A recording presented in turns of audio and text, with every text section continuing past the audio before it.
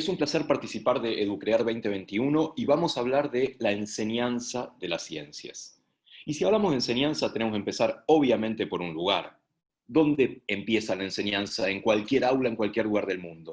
Cuando aparece esto. Cuando aparece el profe y la profe y dice, saquen una hoja. Y eso pasa en nuestros estudiantes, particularmente en nuestros y nuestras estudiantes de unos 15 años de edad, que cada tanto tiempo vienen y les dicen saquen una hoja con preguntas como esta. Hay una escena forense, una escena de un crimen, y te preguntan, ¿cuál de las siguientes preguntas no puede ser respondida mediante pruebas científicas?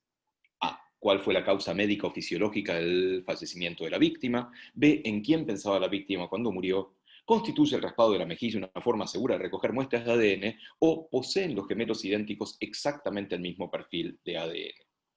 A ver, si las miramos un poquito, estas respuestas es bastante evidente. Resulta que para nuestros estudiantes de 15 años no es tan evidente, ¿sí? Y unos cuantos contestan B, en quién pensaba, contestan que B es posible con pruebas científicas. Obviamente no podemos saber con quién pensaba alguien en qué pensaba alguien que se murió. Esto es parte de qué? De una prueba internacional, ustedes la conocen muy bien, se llama PISA, y es la verdadera prueba de la hermandad latinoamericana. ¿Por qué? Porque todos los países latinoamericanos estamos ahí abajo, en el fondo, codeándonos.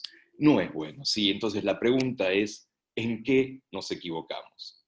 ¿En qué estamos errando con la enseñanza de las ciencias, particularmente en nuestros países? Bueno, hacemos un poquitito de investigación en general. ¿Qué está sucediendo con la ciencia y su enseñanza? Por ejemplo, si le preguntamos a jóvenes de todo el mundo si les gusta la ciencia, si les gusta la ciencia más que otras disciplinas, y esto fue hecho por un investigador inglés, Jonathan Osborne, que agarró un montón de países y les preguntó eso, ¿te gusta más la ciencia? Y aquí tenemos justamente en un eje varios de los países en los cuales se hizo una encuesta, y en otro eje, cuanto más te guste la ciencia. Claramente vemos dos componentes, ¿verdad? Hay un componente que está más hacia la derecha, o sea, países en los cuales la ciencia parece gustar más, componentes que están más hacia la izquierda, países en los cuales la ciencia parece gustar menos. Y uno diría, claro, los que están a la derecha serán los países más desarrollados. Pues no, en los países más desarrollados muchas veces la ciencia es menos popular que otras disciplinas. Otra cosa interesante de esta misma investigación es que, como verán, hay círculos rojos y círculos azules. Bueno, los azules son los varones, los rojos son las mujeres. Claramente los varones están más hacia la derecha, como si se les gustara más la ciencia. Bueno, esto depende de cómo formulemos la pregunta. Si la hacemos así, ¿te gusta más la ciencia? Sí, los varones contestan que les gusta más. Es más, si preguntamos cosas de ciencia que tengan que ver con cuestiones que exploten o que vuelan feo, los varones les gusta mucho más. Pero si son preguntas más de imaginar, de diseñar experimentos, de cuestiones de la naturaleza, tal vez a las mujeres empieza a gustarle más. Y es un preconcepto que tenemos que tener en cuenta. Y a ver, estos niños y niñas, ¿van a ser científicos y científicas? Preguntemos, pero ahora preguntémosle a los científicos profesionales. ¿A qué edad decidieron que iban a hacerlo? Fíjense qué interesante. Hacia los 12, 14 años de edad, muchos científicos profesionales dicen, sí, yo sabía que en ese momento me iba a dedicar a la ciencia. ¿Qué pasa en ese momento con la enseñanza? Poco. Dedicamos mucho tal vez en la educación inicial, los primeros años, y sobre todo dedicamos mucho hacia el final de la escuela secundaria, cuando se supone que se fomenta una vocación. Hacia el final de la escuela primaria, comienzos de la secundaria, no hacemos tantos esfuerzos. ¿Y por qué es esto? A ver, ¿de qué ciencia estamos hablando cuando estamos hablando de enseñar ciencias? ¿De investigación? ¿De investigación profesional? No, claramente. En la escuela hay ciencia escolar, ¿sí? ¿Y a qué nos referimos por ciencia? Les propongo una definición. A hablar de la ciencia como eso que nos pasa mientras estamos ocupados haciendo otros planes. La ciencia como algo que nos pasa, no como algo que aprendemos. La ciencia como parte de nuestra vida.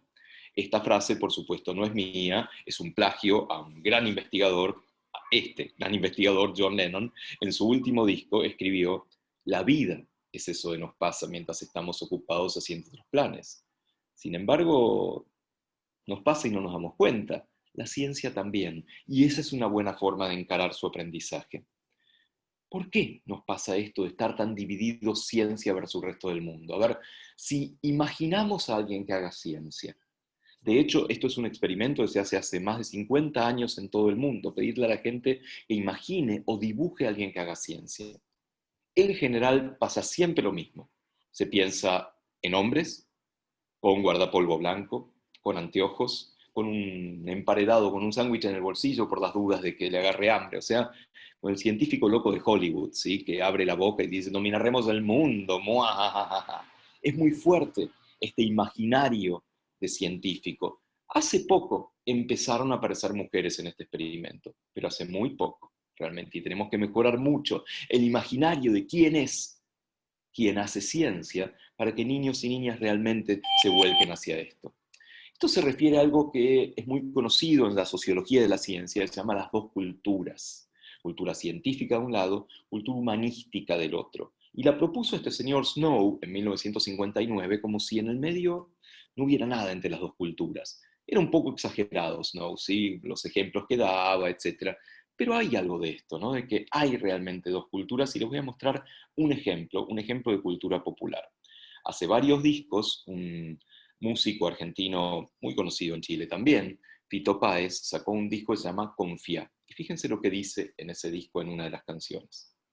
Pareces una flaca de exactas, explicando lo que no hay que explicar. Traducción. Pareces una estudiante de ciencias que viene a hacer algo que yo no quiero, viene a explicarme cosas que yo no quiero. Yo quiero tirarme en el pasto a disfrutar de las estrellas en el campo y viene el plomo de un astrónomo a explicarme de las elipses, las supernovas y esto, como si entender algo le quitara belleza, le quitara magia. Sabemos que es exactamente lo contrario, que entender científicamente es profundamente bello y mágico, pero tenemos que saber explicarlo, tenemos que saber enseñarlo y compartirlo. Y si hay estas dos culturas con la ciencia, lo que será con la tecnología, ¿verdad? Nuevamente, una expresión literaria, un gran escritor, Arthur Clarke, decía algo fantástico. Toda tecnología avanzada es indistinguible de la magia. A ver, ¿por qué yo estoy hablando aquí en Buenos Aires y ustedes lo están escuchando a través de una computadora en Chile? Es magia, no sé por qué es. Eso no está bien. Tenemos que mejorar esas capacidades científicas y tecnológicas para entender cómo funciona el mundo. Y en particular, relacionarlo con nosotros, con la vida cotidiana. Si nosotros pudiéramos poner ejemplos de la vida cotidiana para enseñar, compartir, difundir la ciencia, la gente estaría mucho más convencida de lo bello, de lo mágico es entender la ciencia que ocurre en el baño, en la cocina, en el transporte, en el deporte, en la música. Si yo ahora hiciera un experimento muy sencillo, como por ejemplo,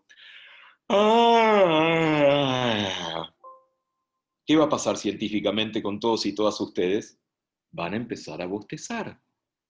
Y eso es ciencia, y es ciencia cotidiana. Háganlo, no, no me ofendo, no los veo ni siquiera, con lo cual háganlo tranquilamente. Eso es ciencia cotidiana y nos sirve realmente para llevarla al gran público y para llevarla a la escuela. Todo esto vale para estos tiempos extraños. ¿Cómo que no podemos hacer ciencia cotidiana aún ahora por camaritas? ¿Sí? Cuando sabemos que del otro lado hay pijamas y pantuflas, podemos hacer ciencia. Hay responsables de este divorcio entre ciencia y el resto del mundo. ¿Quiénes? Obviamente nosotros y nosotras, científicos y científicas. ¿Qué podemos hacer? Entonces, un montón de cosas. Contar lo que hacemos. Considerar que contar lo que hacemos es parte de lo que hacemos. Parece un trabalenguas, pero no lo es. Muchas veces los investigadores o no contamos lo que hacemos, o lo hacemos en nuestro tiempo libre, como si fuera una ocupación extra. ¿Por qué? Porque en general no los evalúan por hacerlo. ¿A qué investigador lo evalúan por estar contando al gran público lo que hace? En general no funciona de esa manera. Tenemos que cambiar las reglas. También tenemos que lograr colaborar un poco más con el periodismo. Hay una eterna lucha del bien contra el mal, ¿no? O sea, de la ciencia contra el periodismo. Bueno, eso está cambiando. Hay periodistas científicos profesionales, hay científicos más jóvenes que entienden que hay que colaborar de otra manera.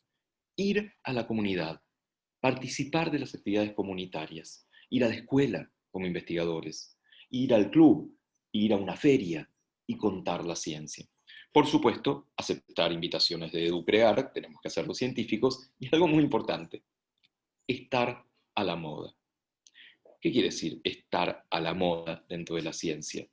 Ser fashion, y ser fashion es hablar en neuro todo, ¿sí? Neurofútbol, neurohelado, neuromate, neuro lo que quieran, ¿sí? De hecho, eso está ocurriendo, ¿sí? Se habla de neuromarketing, neurocoaching, neuroentrenamiento, neuroastronomía, nutrición, neuromanagement, neurogym, o bien la versión para niños, neurogym kids, con gusto a frutilla, ¿sí? O neurodescodificación, ni quiero saber qué es, o neuroeconomía, emoción, neuromagia, neurogenealogía, tampoco quiero saber qué es. Pero dentro de esta maraña de infidelidades neuro, tenemos algunas cosas de las cuales podemos agarrarnos, ¿sí? Por ejemplo, neuroeducación. Cómo la neurociencia puede aportar al mundo de la educación. Y hay mucha seriedad en esto, hay de todo, por supuesto, hay también neurofalsedades, pero hay gente que se está dedicando seriamente a ver cómo lo que hacemos en el laboratorio de neuro puede llegar al aula. ¿Sí? De hecho, hay revistas científicas, hay congresos, por ejemplo, hay un congreso latinoamericano en el cual participan investigadores chilenos, argentinos, uruguayos, brasileños de excelente nivel, y hay congresos mundiales, por supuesto, de neuroeducación. ¿Cómo empezó esto?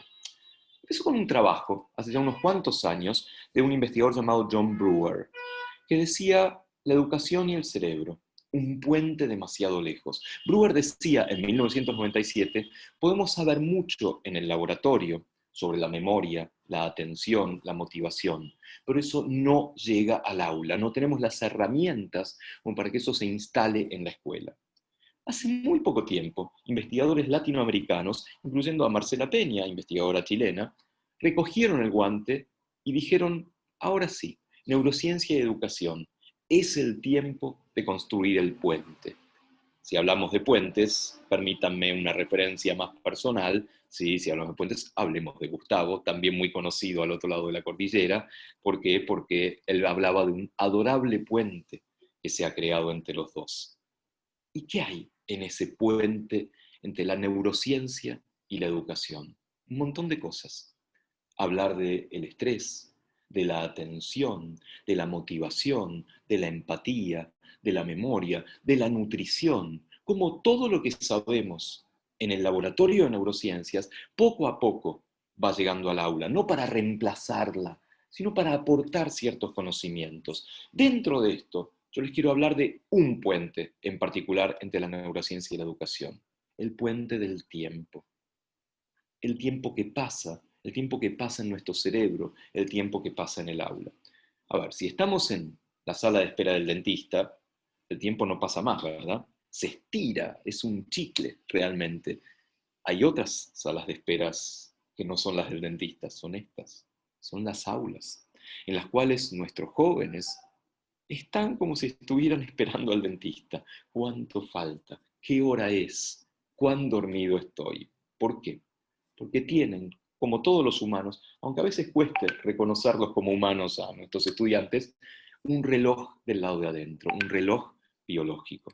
Ese reloj nos marca las horas, nos dice a qué hora tenemos que hacer determinadas cosas, a qué hora estamos más activos, a qué hora dormimos, a qué hora sube la temperatura, a qué hora cambian las hormonas, a qué hora nuestro tiempo de reacción o nuestro desempeño cognitivo es mejor. Pero las personas son diferentes. Hay personas más matutinas, lo llamamos alondras en la jerga, y personas más vespertinas, lo llamamos búhos en la jerga. Resulta que los adolescentes y las adolescentes son típicos búhos. Las agujas de su reloj apuntan hacia más tarde. Por lo tanto, les resulta natural, cultural y biológicamente hacer todo más tarde. ¿Cuál es el problema? Que al día siguiente, el turno mañana de la escuela secundaria comienza extremadamente temprano. 7:20, 7:30 de la mañana, 7:40, y los chicos y las chicas están literalmente dormidos. Es la tormenta perfecta. Hay una presión cultural y biológica para hacer todo más tarde, y una presión social para hacer todo mucho más temprano. Conclusión, duermen poco, rinden mal. Nosotros lo venimos estudiando hace tiempo, esto, y habría que estudiar un poco más seriamente si no debiéramos cambiar el horario del turno mañana para los adolescentes. ¿Qué sucede también con las materias? ¿Qué sucede con asignaturas como educación física o artes plásticas, si pueden estar en cualquier momento o conviene que estén más temprano, o matemática y lengua? De hecho, sí, hay muchas evidencias de que un retraso en el horario de inicio de las clases es muy beneficioso. Beneficioso porque se enferman menos, faltan menos y les va mejor y están de mejor humor. Y hablamos de un retraso de media hora, tampoco empezar en mitad de la mañana, ¿sí? Por otro lado, también podríamos preguntarle al reloj de los adolescentes a qué hora están para poder optimizar esto.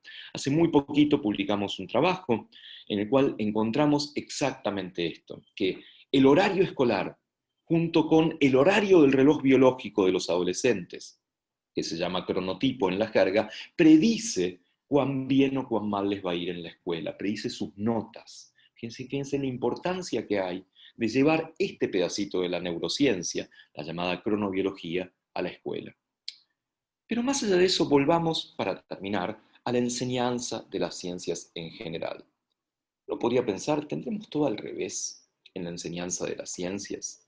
¿Estaremos haciendo las cosas de una manera adecuada? ¿Estaremos reflejando lo que es el proceso científico dentro del aula? A ver, una cosa clara es que la ciencia parte de preguntas. Estamos enseñando partiendo de preguntas, de indagaciones. Los proyectos se basan en formular preguntas y, ojo, preguntas científicas.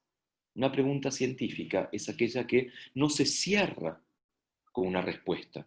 Por el contrario, abre nuevas puertas. Y una de las respuestas más interesantes que podemos hacer en las clases de ciencias son dos palabras. No sé.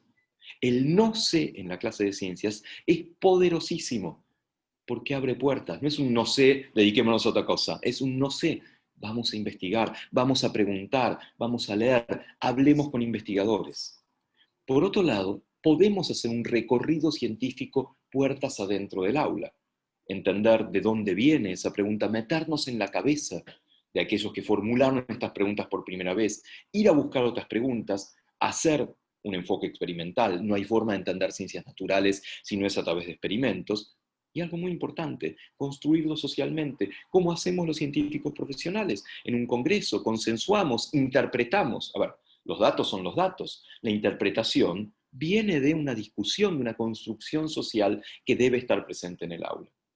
¿Y para qué hacer esto? ¿Para formar cientifiquitos y cientifiquitas? No solamente, sobre todo para fomentar el pensamiento científico, la capacidad de mirar el mundo y decir qué maravilla, hacerse preguntas, experimentar, interpretar, debatir, resolver nuestros problemas con base en la evidencia.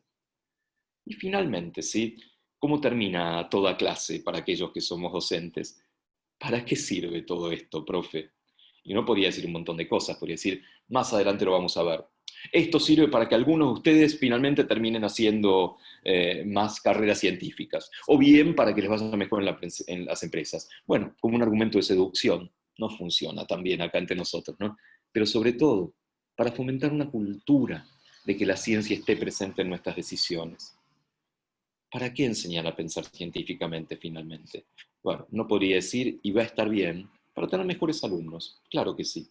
Pero también uno podría decir, para tener mejores ciudadanos y ciudadanas, menos prejuiciosos, que se basen en evidencia. Y me gusta una más, incluso, para tener mejores personas. Una persona con pensamiento científico es más solidaria, mira el mundo de otra manera.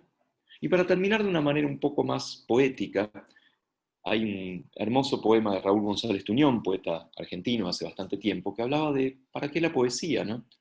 Un poema no es una mesa, no es un pan, no es un muro, no es una silla, no es una bota. Con todo esto no se puede cambiar un mundo.